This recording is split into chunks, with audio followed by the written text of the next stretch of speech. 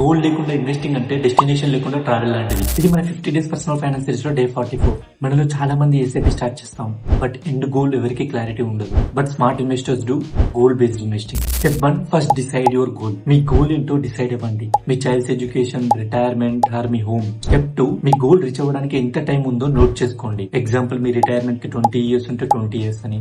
ఇలా మీ ప్రతి గోల్ కి ఎంత టైం ఉందో నోట్ చేసుకోండి. Step 3, choose right investment. మీ గోల్ రీచ్ అవ్వడానికి ఉన్న టైం పీరియడ్ ని బట్టి ఇన్వెస్ట్ చేయండి. ఎగ్జాంపుల్, మీకు ఓన్లీ 1 ఇయర్ ఉంటే fixed deposits or liquid mutual funds లో ఇన్వెస్ట్ చేయండి. 1 to 3 ఇయర్స్ ఉంటే డెట్ మ్యూచువల్ ఫండ్స్ లో ఇన్వెస్ట్ చేయండి. 3 ఇయర్స్ ఆర్ అబోవ్ ఉంటే ఈక్విటీ మ్యూచువల్ ఫండ్స్ లో ఇన్వెస్ట్ చేయండి. Step 4, calculate how much to invest. Example, మీ చైల్డ్స్ ఎడ్యుకేషన్ 15 ఇయర్స్ టైం ఉంది, మీకు 50 lakh rupees కావాలి. 12% రిటర్న్ ఇచ్చే ఈక్విటీ మ్యూచువల్ ఫండ్స్ లో ఇన్వెస్ట్ చేస్తే మీ ఎస్ఐపి వచ్చేసి అరౌండ్ 10,000. ఇలా మీ ప్రతి గోల్ కి క్యాలిక్యులేట్ చేసి ఎస్ఐపి చేయడం స్టార్ట్ చేయండి. సింపుల్ గా చెప్పాలంటే మీ గోల్ ఏంటి, దానికి ఎంత టైం ఉంది, దాన్ని బట్టి దేనిలో ఇన్వెస్ట్ చేయాలో డిసైడ్ అయ్యి ఎస్ఐపి స్టార్ట్ చేయండి. మీ గోల్ ఏంటో కమెంట్ చేయండి. I help you to calculate your SIP. ఇలాంటి వీడియోస్ మిస్ అవ్వకూడదంటే మన పేజ్ ఫాలో అవ్వండి.